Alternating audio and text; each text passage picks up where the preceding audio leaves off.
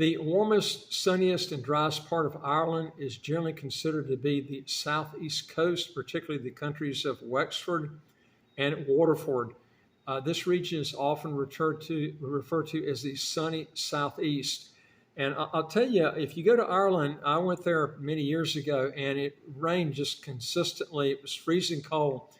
But what I found out is this area is actually quite a bit better than the other areas of Ireland. And Ireland has a lot to offer, especially if you're a high net worth person, because Ireland has a non-dom system where if you go there as a non-dom, you're only taxed on income that you remit back in the country. And if you actually set up an account before the residency begins, you can bring that money in before that remitted is actually counted. So, and within 5 years of residency, you can apply for citizenship, get the passport within about 6 years, but then you need to get out at that point. But unless you're wanting to stay there, because if you stay there, you could be subject to the inheritance tax there, depending on what your assets are. But I'm going to tell you actually how to get around them. The key is that the inheritance tax actually kicks in after you've been there for 5 years of residency, and that's exactly the time period that you need to reside before you can apply for the passport. It's going to take about a year to get the passport, so you're looking at about 6 years, and then you can get out at that point. Now, there are some things that you need to know about leaving Ireland and the passport, because there's some confusion with people about the government canceling your passport if you're going there and you're naturalizing in Ireland and then taking off and leaving. Now, let me just go over a couple of things about the weather, though. The areas that you live in there can determine so much on the on how everything is going to be, because Ireland can be a miserable place if you're living in a place that's just raining all the time and freezing cold. Let's look at the sunshine. The southeast coast, for instance, receives significantly more sunshine hours than other parts of Ireland, especially during the summer months.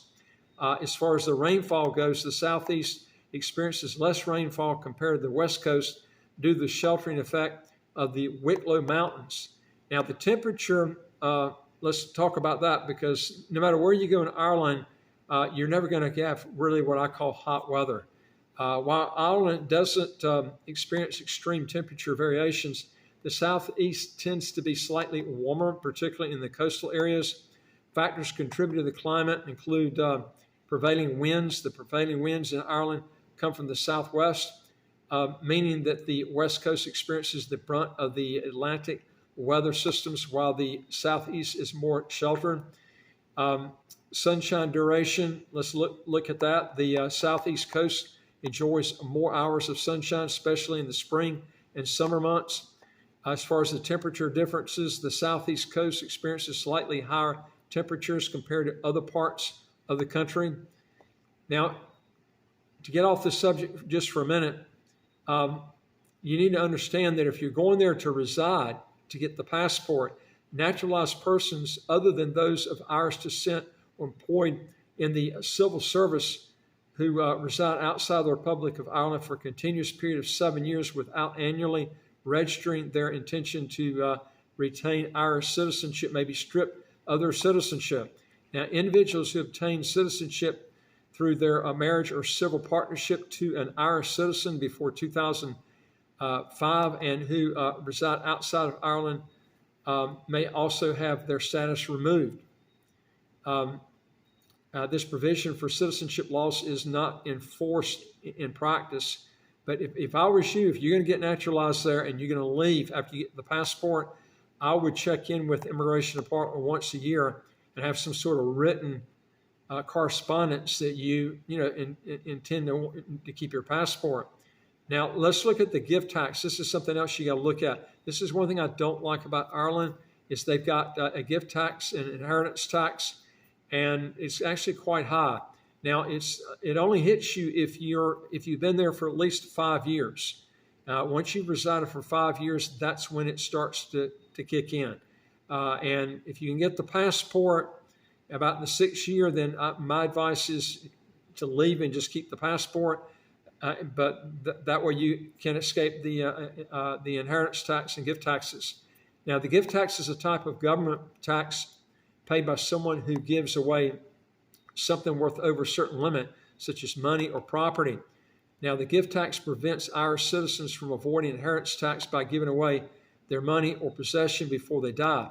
Now, every Irish citizen is entitled to an annual gift allowance of up to £3,000, or actually €3,000 per calendar year. That's not that much.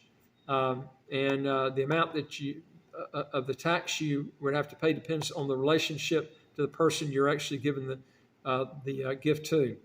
Now, capital acquisition tax, also called the CAT, in Ireland, is levied on benefits received through gifts or inheritances at 33%. This is what I don't like.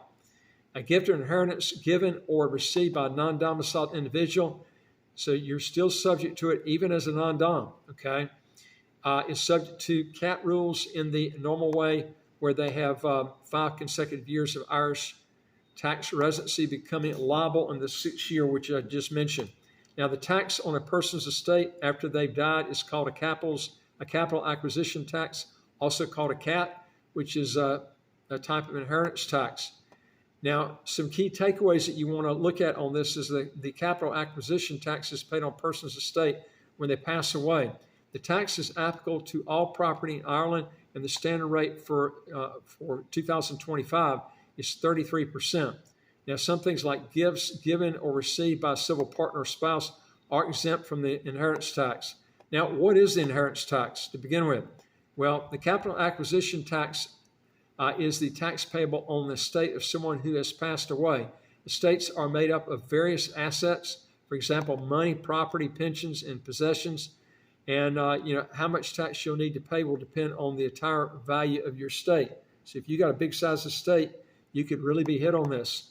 Now, you can receive gifts and inheritances up to a set value over your lifetime before having to pay the capital acquisition tax. Once again, it's currently charged at a rate of 33% on gifts and inheritances made on or after December the 5th, 2012.